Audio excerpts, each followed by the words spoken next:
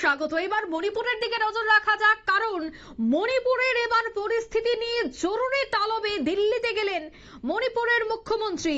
স্বরাষ্ট্রমন্ত্রী অমিত শাহ একটি জরুরি বৈঠক ডাকলেন, আর সেই বৈঠকে এবার দিল্লির উদ্দেশ্যে মণিপুরের মুখ্যমন্ত্রী এন বীরেন সিং।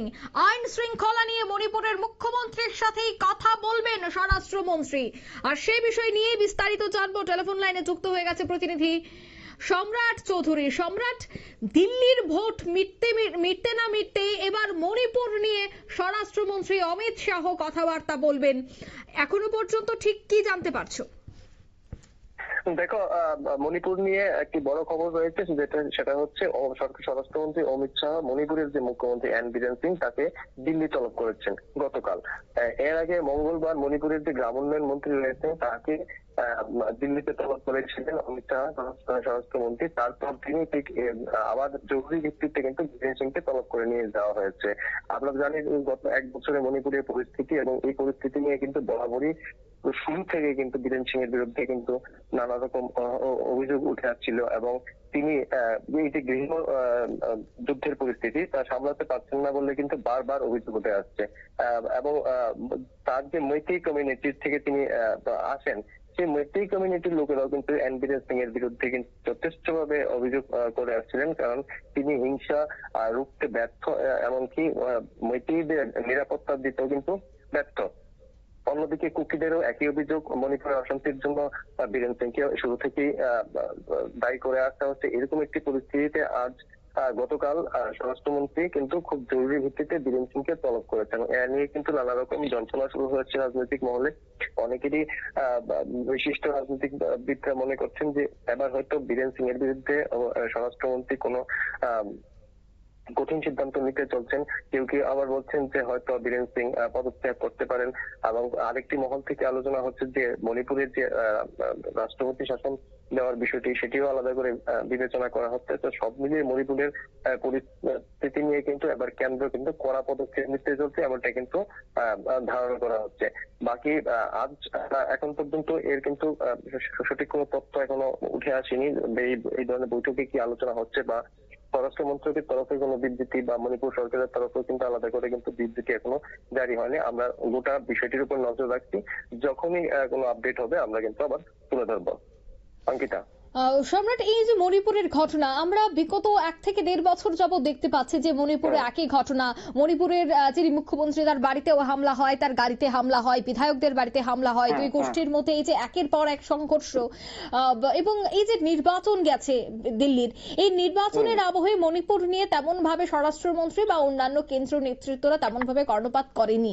এবার যেহেতু দিল্লির ভোট মিটে গেল, এখন আবারও এই মণিপুর নিয়ে কথাবার্তা শুরু হয়েছে। কি মনে হয়, মণিপুরের মুখ্যমন্ত্রী পরিবর্তন করাই কি একমাত্র রাস্তা হবে শান্তি ফিরিয়ে আনা? কি বলবে?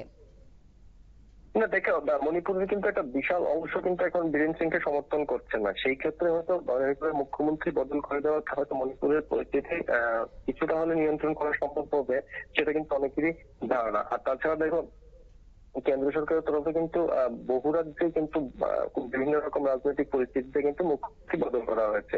ত্রিপুরা রাজ্যে আমরা নির্বাচনের কিছুদিন আগে কিন্তু মুখ্যমন্ত্রী বদলের একটি ঘটনা আমরা রাজ্য দেখেছি। তো সব মিলিয়ে মুখ্যমন্ত্রী বদলের এই যে সমস্যার সমাধান হবে তা না হলেও পরিস্থিতি কিছুটা নিয়ন্ত্রণে আসবে, কারণ বীরেন সিং এর বিরুদ্ধে উভয় পক্ষেরই অভিযোগ, মেটে গোষ্ঠীদের অভিযোগ, কুকি গোষ্ঠীদের অভিযোগ। সেক্ষেত্রে হয়তো আর বীরেন সিং গোটা ঘটনা নিয়ন্ত্রণে ব্যর্থ এইটি বলার অপেক্ষা এখন আর রাখে না। কেন্দ্র যৌথ বাহিনীর দায়িত্বে দেওয়ার পরও কিন্তু মণিপুরের পরিস্থিতি কিন্তু একেবারেই সংশোধন হয়। বীরেন সিং নববর্ষের শুরুতে তার একটি ভাষণে কিন্তু বিষয়টি পরোক্ষে স্বীকার করে নিয়ে কিন্তু ক্ষমাও চেয়েছেন। তো এরপরও কিন্তু পরিস্থিতি কোনো নিয়ন্ত্রণে বীরেন সিং এর কোনো ভূমিকা লক্ষ্য করা যাচ্ছে না। তো স্বাভাবিকভাবে এই জায়গায় বীরেন সিং এর বিরুদ্ধে স্বরাষ্ট্রমন্ত্রী যদি কোনো কঠিন সিদ্ধান্ত নিয়ে থাকেন সেটা খুবই স্বাভাবিক হবে, কিন্তু এতে গোটা পরিস্থিতি নিয়ন্ত্রণ হবে বলে কিন্তু এখনো নিশ্চিত নয়। কারণ স্বরাষ্ট্রমন্ত্রীর তরফে যারা বিক্ষুব্ধ গোষ্ঠী তাদের দেখে যে একটা আলোচনা বা শান্তি বৈঠক বা এই ধরনের যে বিষয়গুলি সেটা কিন্তু এখনো করা হচ্ছে না, এবং মণিপুরের বিভিন্ন সামাজিক সংগঠনগুলোর কিন্তু বরাঙ্গর দাবি যে গোটা বিষয় নিয়ে আগে আলোচনা শুরু হোক, কিন্তু কোথাও কিন্তু আলোচনা হচ্ছে না। উল্টো কেন্দ্রীয় বাহিনী পাঠিয়ে যে বল প্রয়োগের যে পদ্ধতি কেন্দ্র সরকার নিয়েছে, তাতে কিন্তু পরিস্থিতি নিয়ন্ত্রণে আসছে না, বরঞ্চ উভয় পক্ষেরই যৌথ বাহিনীর যেরকম ক্ষয়ক্ষতি হচ্ছে, জঙ্গি সম্প্রদায়গুলির যে রয়েছে তারাও কিন্তু বিভিন্নভাবে নিহত মারা যাচ্ছেন, তাদেরও একই রকম ভাবে ক্ষয়ক্ষতি হয়ে চলছে। তবে হ্যাঁ, মণিপুরের মুখ্যমন্ত্রী পতন যদি কঠিন সিদ্ধান্ত নেওয়া হয়, তবে নিশ্চয়ই মণিপুরে আপাতত পরিবর্তন অবশ্যই লক্ষ্য করা যাবে। ধন্যবাদ সম্রাট। অঙ্কিতা। অর্থাৎ শাহের তলবে এবার দিল্লিতে গিয়েছেন মণিপুরের মুখ্যমন্ত্রী এন বীরেন সিং। দিল্লিতে ঠিক কি কথাবার্তা হয় এবং সরকারিভাবে কি জানানো হয় অমিত শাহ দপ্তর সূত্র, অন্যদিকে এন বীরেন সিং এর দপ্তর সূত্রে কে বেরিয়ে আসে তার দিকেই নজর থাকছে, কারণ দিল্লির নির্বাচন গতকালই সম্পন্ন হয়েছে।